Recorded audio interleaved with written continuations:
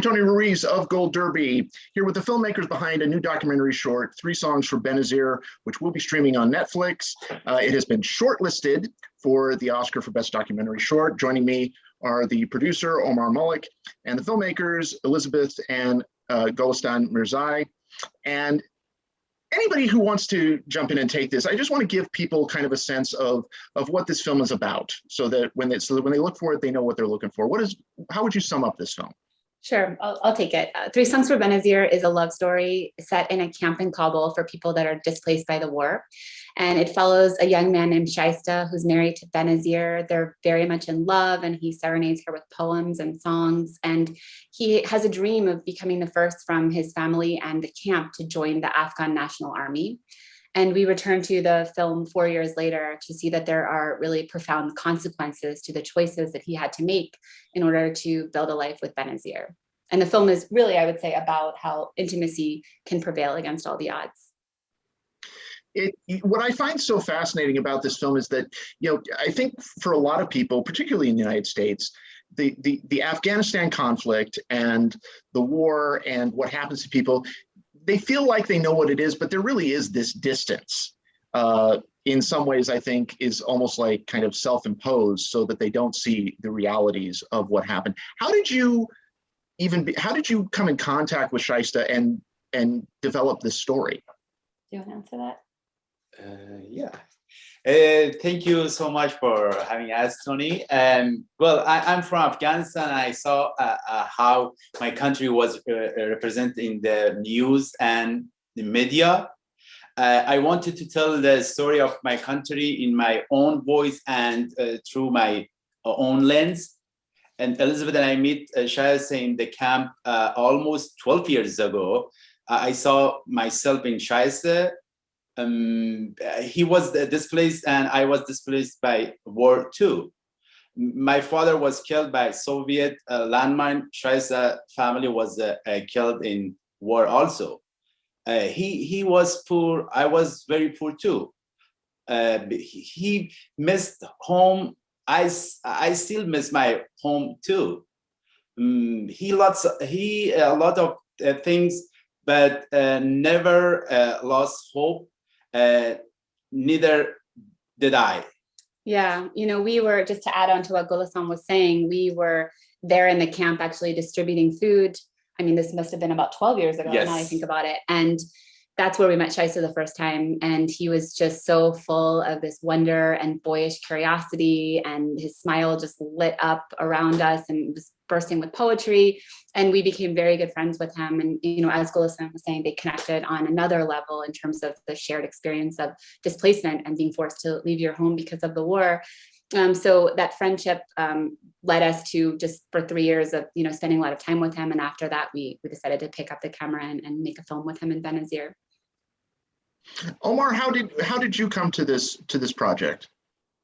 Well, I'm one of 3 producers, and collectively speaking, we're all sort of been like a Swiss Army knife, where one pops out to do a different part of production, which is so multifaceted along the way. I mean, these days, what I'm doing is the amazing job of just hanging out like this with good folks like yourself, and candidly just trying to get as many eyes on the film as possible.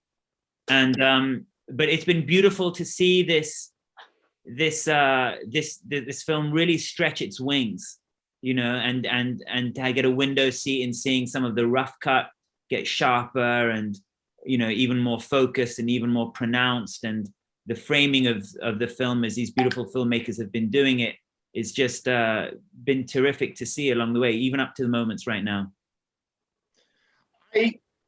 I was so taken with Shaista because of that optimism, and because there's also this drive that he has to serve his country, and yet at the same time there's also this very almost kind of like this melancholy about him. So how did you go about trying to capture that kind of dual nature of the man? That's a great question. We wanted to make a film about about matters of the heart. And that's what's driving this film, is this young man who, it's a love story, and he's in love and he wants to support and provide for his wife Benazir, and he wants what everybody wants. You know, he wants what you want. And so I think that the story just kind of unfolded with us knowing that we wanted to focus it on this love story and keep the war on the edge of the story, because we're so used to seeing Afghanistan really set up and represented and framed in this language of war and news, even including the color palette that it's represented in certain films with a more yellowish tint, and kind of like does over time, I think, kind of color your perceptions about the region and the kind of stories and people that you might expect to see. And for us, Shaista and Benazir and what was between them really upended all of those. Was there any hesitation on the part of some of the people to be filmed?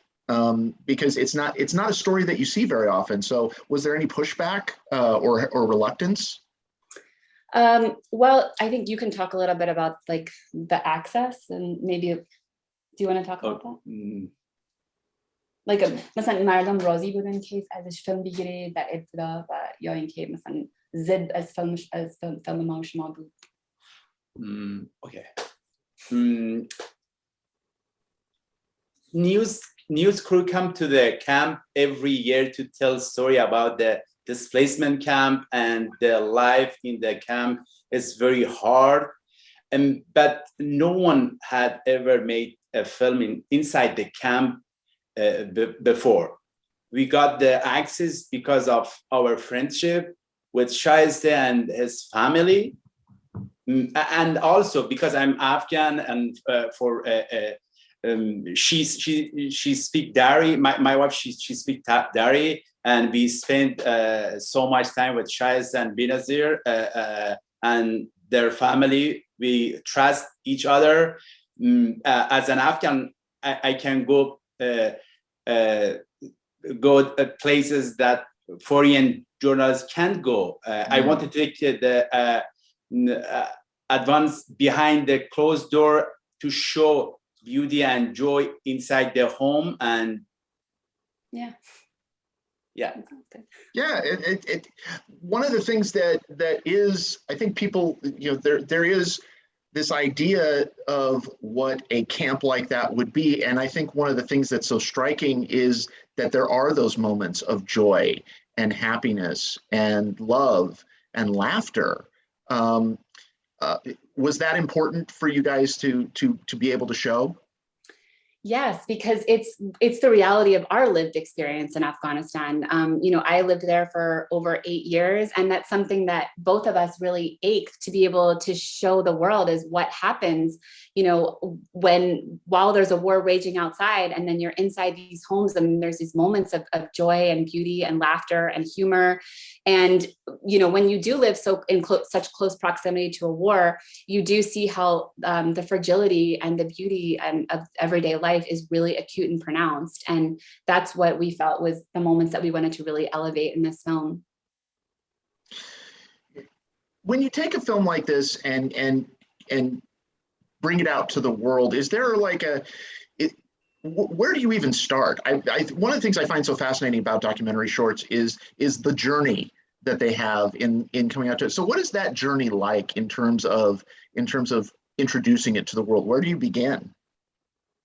Well, I can start, and then I think Omar can jump on to the end of this. But for us, the film started in 2013. So it's been a really long journey that has, we've had two kids since then, and we never imagined it would take this long to finish. But we also feel like that was the way the film had to be made. We're glad that it actually took this long. And it's really incredible for us that Netflix has come on board the film at this stage too. And I know Omar can add on to about getting the film out into the world. Yeah, I'm still sort of in a kind of pinch myself silly, state of mind, because it is so easy for an effort like this to have been dismissed or cast to one side or lost in the glut of overwhelming mainstream narrative about the region, which is what people want to tap into as clickbait. So even myself, when it was in the middle stages, it languished in my inbox. I'm ethnically Pashtun.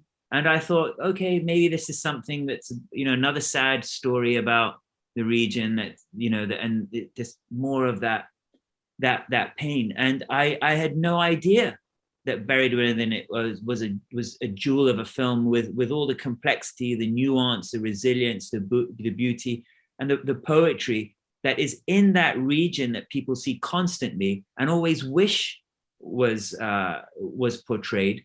But few people are able to do it and pull it off and then get it out there. So the get it out there bit is candidly, and I'm really glad you asked, is there's a window where you see it being knocked about little festivals, and each one comes with its own anxiety as to, okay, will someone pick this up? Will someone take it further? Is it just going to show? And then in a pandemic, is it going to just show on someone's laptop for 24 hours? So the fact that this has made it, hopscotched its way and then landed at Netflix, right, which is the broadest distribution system, that is a pretty unprecedented platform and global in its reach, is a dream come true. And I think I can say that for the filmmakers, and certainly for myself as someone who's trying to be the driving engine of getting it out there. And I candidly just hope more people see it. I think anyone who is just in love should watch this film. That's the audience. Anyone who thinks they know about the region, anyone who doesn't think they know about the region, should watch it. And it'll be 20 minutes of your time, and it'll do more for you in that 20 minutes than a lifetime's reading Orientalist rubbish or mainstream garbage about this beautiful, exquisite people. And that's one of the things that I think is so special about this film, is that anybody who goes in thinking that they know about insert category here, whether it's, family politics or, cultural customs or gender politics, I think is going to come away with a different view of those things. Yeah. And so my question was, were those things in the back of your mind as you were filming, as you were putting the film together? Yes, should I answer? Yeah, we with this film, we did want to turn things upside down a bit, because cinema has this wonderful way of being able to kind of flip stereotypes on their head just by simply telling the truth, by presenting things as they are. And this is the Afghanistan that we saw, that we wanted to see on the other side of the lens as well, in the camera, and that we hope can kind of counter the stories that people expect from this region. So we were trying to render this kind of language of war and news to be something more obsolete, and to introduce a different kind of grammar for the world and for our understanding of it. Afghanistan's a country where there's the possibility of romance, of love, just like anywhere else. We fell in love in Afghanistan in the shadow of a war, and we built a romance together, and it doesn't color everything in your life. It's not just, the Afghanistan story is not a story of just war, and it doesn't end there.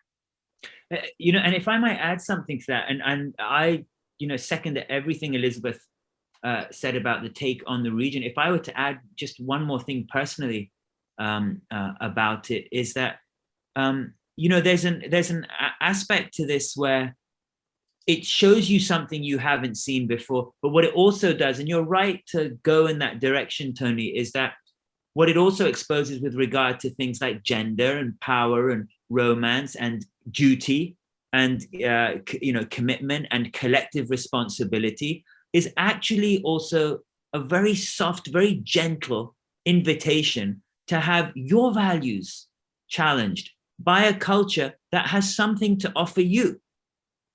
And that we're not used to, right?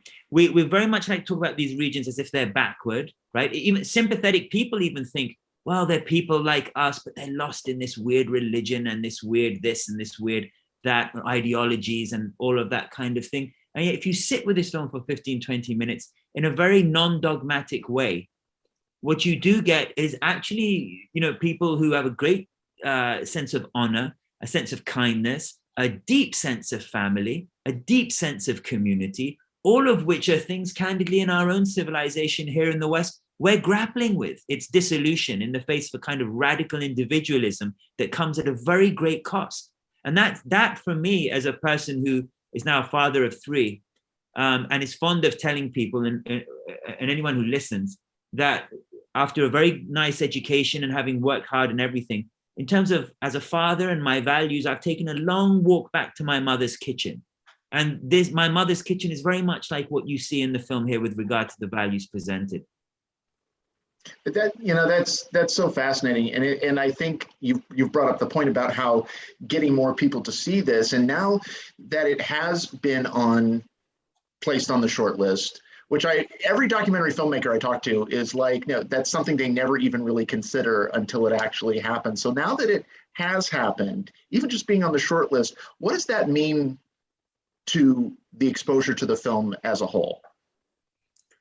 It's incredible for us. I mean, it's amazing. We didn't obviously think about this in advance. We had no idea even how long the film was going to take, how we were possibly going to finish it on our own after all this time. And it's incredible to be on the shortlist. And I think it will give even a broader reach to the film, increasing exposure and empathy and understanding about what's happening in Afghanistan and what has happened on the ground in Afghanistan. I mean, I remember when we got the call that we were on the short list, I had a baby crying in the back seat and I had just gone grocery shopping, and it's just like you're in the middle of everyday life and you get this call, and it was incredible. Amazing. And let me give them a compliment in front of you, and we'll try and get Elizabeth to blush and maybe even Gulistan too, is that, look, I'm going to be quite brutal about this, right? There's not only been a prevailing mainstream narrative that goes through the news and the press and movies and stuff like that, but you also have an industry of people, sometimes from within, who make movies about the stereotypes that the West has. Yeah, we're going to just show this, and here's another bad incident and another bad, you get people like that. So what they've done is really a game changer. I think it's definitely a game changer, and the film can be seen on Netflix, and we hope everybody goes out and goes to see it. Everybody go to goldderby.com, make your predictions for the Oscars, and stay tuned for interviews with more contenders throughout the season. Elizabeth, Gulistan, Omar, congratulations. 3 songs for Benazir. Thank you all so much. Thank you. Thank you so much for your time.